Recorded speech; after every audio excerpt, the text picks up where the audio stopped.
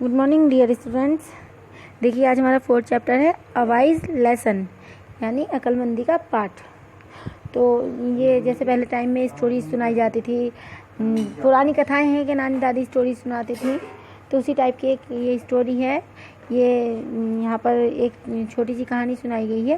पहले तो ये देखते हैं ये क्या है। यहाँ पर एक लेडी है, ये एक औरत और एक आदमी रहते थे जो भगवान को मानने वाले थे। तो उनको की शादी को काफ़ी टाइम हो गया था, उनके कोई औलाद नहीं थी। एक बार ऐसा होता है कि उसकी वाइफ प्रेग्नेंट हो जाती है।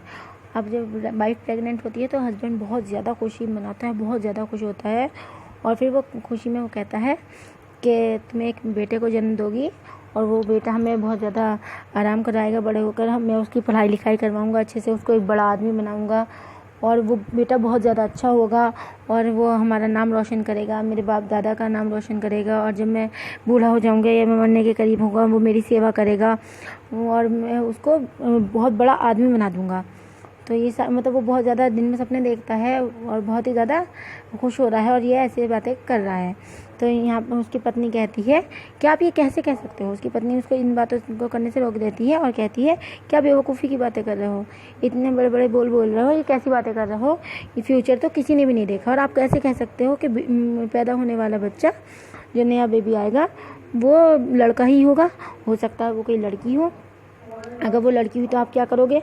और ज़रूरी है कि वो अच्छा ही होगा, ज़रूरी नहीं है कि वो अच्छा हो सकता है कि वो अच्छा नहीं हो या कोई कैसा भी हो सकता है। देखिए आने वाले कल भगवान जानता है, इसलिए हमें आज जो है उस पर ध्यान देना चाहिए।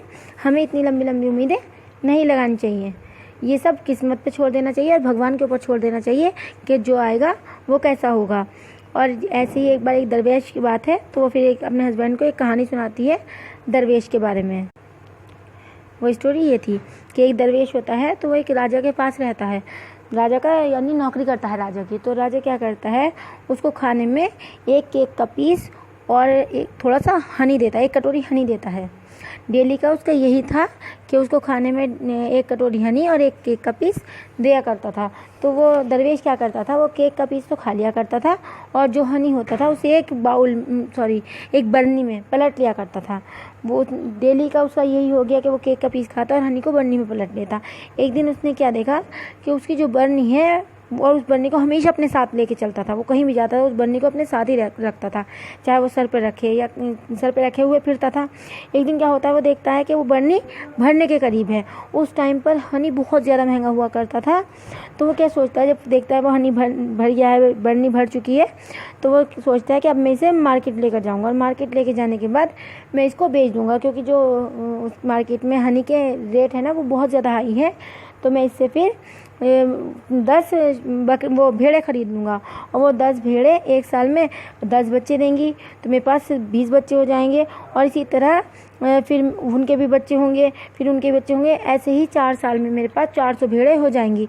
फिर मैं क्या करूँगा, उससे फिर मैं एक गाय खरीदूँगा, थोड़ा सा ज़मीन का टुकड़ा लूँगा और एक गाय खरीदूँगा और फिर वो गाय एक बछड़ा देगी और उस बछड़े से मैं ज़मीन में खेती भी करूँगा और फिर उससे मैं वो बछड़ा जो होगा मैं उससे खेत जुतवाया करूँगा और फिर मैं ऐसे ही बहुत सारी गाय भी पाल लूँगा। बहुत सारी वो गाय बछड़े देगी तो फिर वो सालों में बहुत सारे बछड़े हो जाएंगे और फिर वो बछड़े में ज़मीन से अनाज उगाऊँगा और उसे बेच कर मैं बहुत ज़्यादा अमीर हो जाऊँगा, बहुत ज़्यादा पैसा कमा लूँगा।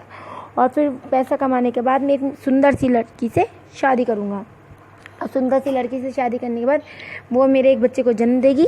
वो औरत, वो बहुत अच्छा सा बच्चा होगा, बहुत प्यारा सा बच्चा होगा और वो मेरे साथ रहेगा, मैं उसे पढ़ाऊँगा लिखाऊँगा, मेरा कहना मानेगा। और अगर वो मेरा कहना नहीं मानता है तो फिर मैं उसे अपनी स्टिक से, वो एक स्टिक ले रहता है क्योंकि दरवेश था, उसके हाथ में एक डंडा ले रहता है हमेशा, कि वो मैं अपने डंडे से फिर उसकी पिटाई करूँगा।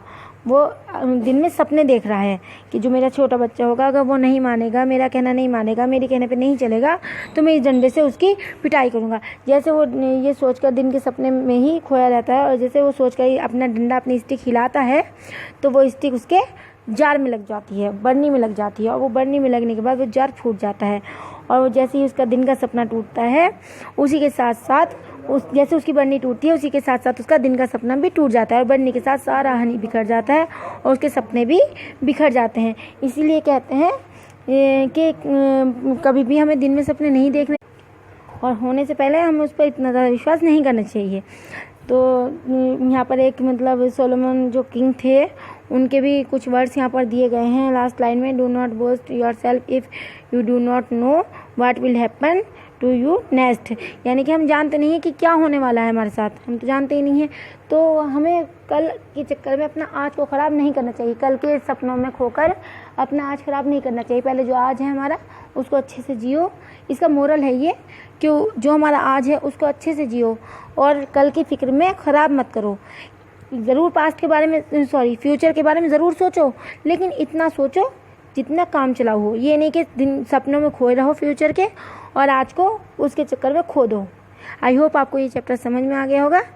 कल हम इसकी एक्सरसाइज करेंगे। ओके बाय, अल्लाह हाफिज़।